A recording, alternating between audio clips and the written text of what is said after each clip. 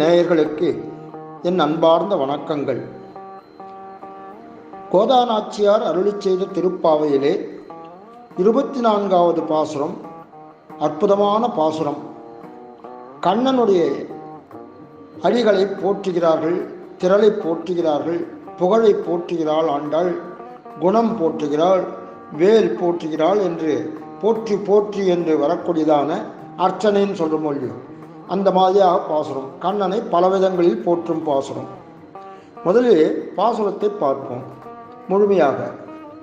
அன்று உலகம் அளந்தாய் அடி போற்றி, சென்றங்கு தென்னிலங்கு செத்தாய் திரள் போற்றி, போன்ற சகட உதைத்தாய் புகழ் போற்றி, கன்று குணிலாயிருந்தாய் கடல் போற்றி, குன்று குடையாயெடுத்தாய் குணம் போற்றி, வென்று பகைகெடுக்கும் நின் கையில் வேல் போற்றி, என்றென்றும் சேவகமே ஏற்றிப் பறை கொள்வான், இன்றியாம் வந்தோம் இறங்கேலோர் எம்பாவாய் என்பதானது பாசுரம், முழுமையான பாசுரம். இதில் அடி போற்றி, திரள் போற்றி, புகழ் போற்றி, கடல் போற்றி, குணம் போற்றி, வேல் போற்றி என்று 6 விதமான கண்ணனுடைய இதற்கெல்லாம் புகழ்கிறார்கள். கண்ணனுடைய வீர செயல்களை புகழ்கிறார்கள். இந்த 24ஆம் பாட்டினுடைய முக்கிய விசேஷமான பொருள் என்னன்னு பார்த்தோம்னா, சீரிய சிங்கத்திற்கு பல்லாண்டு பாடுவது. அதுதான் முக்கியமான விசேஷ பொருளாக அமைந்துள்ளது. பெரியாழ்வார் ஆண்டாளுடைய தந்தை, அவரும் பல்லாண்டு பாடினார். இந்த பாசுரத்திலே ஆண்டாள் பல்லாண்டு பாடியிருக்கிறாள் கண்ணபிரானுக்கு. இது ரெண்டுத்துக்கும் வித்தியாசம் என்ன அப்படின்னு பார்த்தா, பெரியாழ்வார் அவருடைய பல்லாண்டிலே எதை பாட மறந்தாரோ அவற்றை தந்தையின் கடனை தீர்ப்பதாக ஆண்டாள் இந்த பாசுரத்திலே பாடுகிறாள் என்பதை பொருளாக கொள்கிறார்கள். முதல்ல ஆண்டாள் எவற்றை போற்றுகிறார்? உலகளந்த திருவடிகளை போற்றுகிறார். அதில் அன்றுன்னு வருது. அன்று நான் அர்த்தம், அன்று என்பது முற்பட்ட காலத்தை குறிக்கிறது. இந்த உலகை அளந்த போது, வாமனாக வந்து அவதாரம் எடுத்து உலகை அளந்த போது என்ன நடந்தது? இந்த உலகத்தில் உயிர்கள் அத்தனை இருக்கு இல்லையா? அது மேலும் அதே போன்று உயிரற்ற ஜடம் சொல்கிறேன், அந்த உயிரற்றவற்றின் மேலும் இந்த எம்பெருமானுடைய திருவடிகள் எல்லாம் பட்டதும். அதனால் என்ன ஆச்சு? அதனுடைய பாபம் சாபம் எல்லாம் விலகிவிட்டதாம், ஒழிந்து போய்விட்டதாம். அன்று அளந்தாய் அடி போற்றி அப்படின்னு இருக்கிறதுல ஒரு மறைந்துள்ள பொருள் என்னன்னு பார்த்தா, இன்று எங்களுக்காக நடையிட்டு காட்ட வேண்டும் என்பது மறைப்பொருளாக அமைந்திருக்கிறது. இவ்வுலகம் அப்படின்னு சொல்கிறாலே அதோட பொருள் என்னன்னு பார்த்தா, மென்மையான மல்லரடிகள் வெம்மையான இவ்வுலகத்தை அளந்த போது ஐயோ புண்பட்டிருக்குமே அப்படின்னு தொக்கி நிற்கிறது. இதில் அடி போற்றி என்பதில் எந்த அடியை குறிக்கிறார்கள்? அளந்த அடியைத்தான், ஓங்கி உலகளந்த திருவடியை கொண்டாடுகிறார்கள். 2வது வரியில் சென்று அங்கு என்றது என்னதுக்காக? சென்று என்பது நடந்து சென்றதை குறிக்கும்.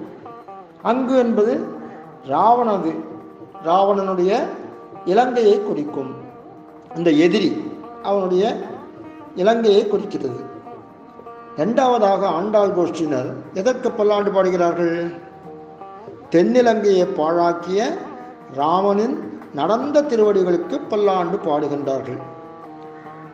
தென்னிலங்கை அப்படின்னு அதனுடைய சிறப்பு இதுன்னு பார்த்தோம்னாக்கா, எல்லாருக்கும் இந்த யமன் பக்கம் இருக்குன்னா, யம திசை இருக்கு, அதை பார்த்தா எல்லாருக்கும் தானே பயம். அனைவருக்குமே யம பயம் உண்டு. தெற்கு திசையானது யமனுடைய திசை. அந்த பயத்தை, யம பயத்தை தரக்கூடிய பகுதியிலே இலங்கை அமைந்திருக்கிறது. ராவணன் அதிகாரம் செய்யக்கூடியான இலங்கை. இதே திருமாலையிலே தொண்டரடிப்படி ஆழ்வார் பாசுரத்திலே பார்க்கலாம். குடதிசை முடிய வைத்து குணதிசை பாதம் நீட்டி, வடதிசை பின்பு காட்டி தென்திசை இலங்கை நோக்கி, கடல் நிற கடவுளந்தை அரவணை துயிலுமா கண்டு உடலெனக் குறுகுமாலோ என் செய்கேன் உலகத்தீரன் பாட. அதில் குடதிசை முடியை வைத்து, அந்த முடியானது குடதிசை இருக்கு, குணதிசைனா கிழக்கு பக்கம், பாதம் நீட்டி, வடது திசை நார்த் சைடு, வடது திசை பின்பு காட்டி, தென் திசை இலங்கை நோக்கின்னு இந்த பக்கத்தை காட்டுறார். தென் திசையானது இலங்கையை நோக்கி இருக்கிறது. அப்படிதானே பள்ளி கொண்டிருக்கார். இந்த வாசலில் ரங்கா ரங்கா ரங்கா கோபுரம்னு இந்த ஸ்ரீரங்கத்தில் போனால் அவர் பக்கம் எந்த பக்கம் பார்த்துட்டுருக்காருன்னா அது தென் இலங்கை பக்கத்தை பார்த்து சயனித்திருக்கிறார் அப்படின்றதாமாக. இப்போது சகடாசுரன் வந்தான். அந்த சகடாசுரன் அவனை கண்ணன் அழித்தான்.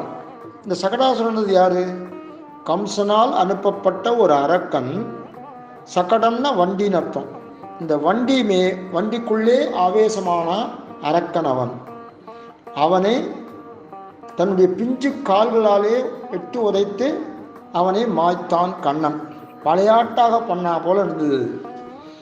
இந்த சகடாசுரனை அழித்ததினாலே கண்ணனுடைய புகழ் வளர்ந்தது. எதனாலே? யார் சின்ன குழந்தை, பிஞ்சு பாலகன், 5 வயசு கூட இல்லை, அப்படிப்பட்ட ஒரு குழந்தை தன்னுடைய இதனாலேயே முயற்சினாலேயே முதலாக ஃபஸ்ட் டைமாக ஒரு அசுரனை விளையாட்டாக கொண்டு முடித்ததினாலே கண்ணன் புகழானது வளர்ந்தது. அது தொட்டிலே இட்ட குழந்தை, தொட்டில் குழந்தையான கண்ணன் இதை செய்தான்னு தான் பெரிய இந்த புகழுக்கு காரணமாக அமைவது. அடுத்தது கோபியர்கள் பல்லாண்டு பாடுவது எதற்கு? கடலுக்கு கூட பாடுறான். கடல்னா திருவடிக்கு தான் கடல்னு பேர். அந்த கடல் அதை போற்றுவது எதனாலே அப்படின்னு பார்த்தோம்னா, அலர்ந்த திருவடி, நடந்த திருவடி, கிடந்த திருவடி, வளைந்த திருவடி, நின்ற திருவடி என்று பல நிலைகளிலே திருவடியை கொண்டாடுகிறார்கள். இங்கு வளைந்த திருவடியை போற்றுகிறார்கள். ஏன் அந்த திருவடி ஏன் வளைந்தது அப்படின்னு சொன்னால், வத்சாசுரன் ஒரு அசுரன் வரான். அது கன்று வடிவத்திலே வருகிறான். அந்த கன்றான வத்சாசுரன் அவனை எரிதடியா மாதிரி அதையே தூக்கி ஆப்ஜெக்டாக வச்சுட்டு எரிந்த போது அந்த திருவடியானது வளைந்து இருந்துதான். அது ஒரு அழகான ஒரு ஒய்யார காட்சியாக ஆண்டாள் பார்க்கிறார். அதற்கப்புறம் விளாமரம், கன்று ரெண்டும் கண்ணனை கொல்வதற்காக எவ்வாறு பயன்பட்டது? கண்ணன் என்ன பண்ணார்? கண்ணனை இருவரும் சேர்ந்து கொல்லணும்னு திட்டமிட்டிருந்தா உடனே என்ன பண்ணார் கண்ணன்? வத்சாசுரனாகிய கன்று கண்ணனை விளாமரத்தை நோக்கி தள்ளி போச்சு. அப்படியே தள்ளிட்டே போயிடுச்சு கண்ணனை. இப்போ ஆபத்தை உணர்ந்தார் கண்ணன். உடனே என்ன பண்றார்? அந்த கண்டு அரக்கனையே அப்படியே தூக்கி எரிதடியாக குணிலாக கொன்று, குணிலா எரிந்தான்னு ஒரு சொல்லியோ, குணிலாக மரத்தின் மீது எரிந்ததன் மூலம் இருவரையும் அழித்து விட்டான். குன்று கொடையெடுத்தாய்னு வருது. குன்று நன்னது கோவர்தன மலை. குன்று கொடையானது ஏன்? இந்திரன் தனக்கு செய்ய வேண்டிய பூஜை நிறுத்தப்பட்டு கோவர்தன மலைக்கு பூஜை செய்யப்பட்டது. அது கண்டு கொழுத்து எழுந்துறான். அவனுக்கு கோபம் பொங்கிண்டு வருது. உடனே என்ன பண்ணுறான்? கல்மழை பொழிகிறான். இந்த கலங்கிய கோகுலமானது கண்ணனை சரணமடைந்தது. கண்ணன் கோவர்தனனை குன்றை குடையாக கொண்டு கோகுலத்தை காத்தழுகிறான். குன்றெடுத்த போது கண்ணன் பெருமை எவ்வாறு வெளிப்பட்டது? குணக்குண்டானான் கண்ணன் காற்றா வியாக்கியான கர்த்தாக்கள்லாம். கண்ணனுடைய குணம் எளிமை வெளிப்பட்டது எப்படி அப்படின்னா, கல்லெடுத்து கல்மாறி காத்தான் கண்ணன், தனது மிடுக்கழிந்து கண்ணன் காலடியில் விழுந்தான் இந்திரன், அன்பு மழையில் கட்டுண்ட கண்ணன் குணத்தை போற்றி கோவிந்த பட்டாபிஷேகம் செய்து வைத்தான் தேவர்கோன். இந்திரன் கோவிந்தனான குணம் வெளிப்பட்டது கோவர்தனம் தூக்கியதினாலே என்று காட்டுகிறார்கள் ஆசிரியர்கள். குன்றெடுத்தவனை கோலையத்தவர் எவ்வாறு அழைத்தனர்? கிரிதாரின்னு அழைக்கிறார். கிரிதாரி, கோபால கிரிதாரி.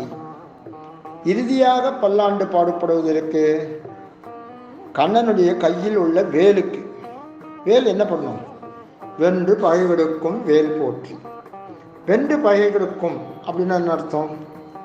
வேலியின் கூர்மையையும் அதை எரியக்கூடிய கண்ணனின் தோல் வலிமையையும் காணும் பகைவர்கள் ஒன்று ஓடி ஒளிவர், அல்லது அந்த அழகுக்கு தோற்று அடிமையாவார்கள். இந்த வேல் எப்படி கண்ணனுக்கு கிடைச்சது? அவன் தந்தை கூர்வேல் கொண்டவன் தந்தை, தந்தை சொத்து மகனுக்கு கிடைச்சது. ஆயர்கள் கையிலே வேல் உண்டா அப்படின்னா, கால்நடைகளை காட்டு விலங்குகளினின்றும் பகைவரின் தாக்குதலுக்கும் காப்பதற்காக வேல் தேவைப்படுகிறது. அதுக்காக வச்சிருந்துக்கான். இன்றியாம் வந்தோம் இறங்கு ஏலோ ரெம்பாவாய். இதுக்கு இன்றியாம் வந்தோம் இறங்கு அதனுடைய அர்த்தம் என்ன? இன்று என்பது கண்ணனுடைய காலடியில் கிடைக்கும் நாளை குறிக்கிறது. யாம் என்பது சீர்மல்கு ஆய்ப்பாடி செல்வ சிறுமியர்களை குறிக்கிறது. இறங்கு என்பது இன்று இறங்கு என கூட்டி அதனுடைய பொருளை கொள்ள வேண்டும். என்றென்றும் சேவகமே ஏற்றி படை கொள்வான். கண்ணன் கேட்கிறார் பெண்களை பார்த்து, பெண்களே, உங்கள் இஷ்டப்படியே சிங்காசனத்திலே வந்து அமரணும்னு சொன்னீங்க, அமர்ந்துட்டேன். உங்கள் அன்பிலே வெளிப்பட்ட பல்லாண்டினை கேட்டு மகிழ்ந்தேன். இன்னும் என்ன வேணும் உங்களுக்கு அப்படின்னு கேட்குறார். அதுக்கு கோபியர்கள்லாம் சொல்கிறா, பெருமானே, நாங்கள் நின் புகழை பாடிக்கொண்டே இருக்க வேண்டும். தாங்கள் மகிழ்வதற்காக சிறு தொண்டுகளையும் செய்ய விரும்புகிறோம் அப்படின்னு சொல்வதாக இந்த பாசுரம் அமைந்திருக்கிறது. என்றென்றும் அப்படின்னு என்ன அர்த்தம்? தொடர்ந்து பல பிறவிகளிலும் தொண்டை தொடர விரும்புகின்றனர் அப்படின்றது அர்த்தம். சேவகம்னா, சேவகம்ன்றது ஒரு வீர சரித்தம். இவ்வாறாக இந்த பாசுரம் அற்புதமாக அமைந்திருக்கிறது என்று சொல்லி நிறைவு செய்கிறேன்.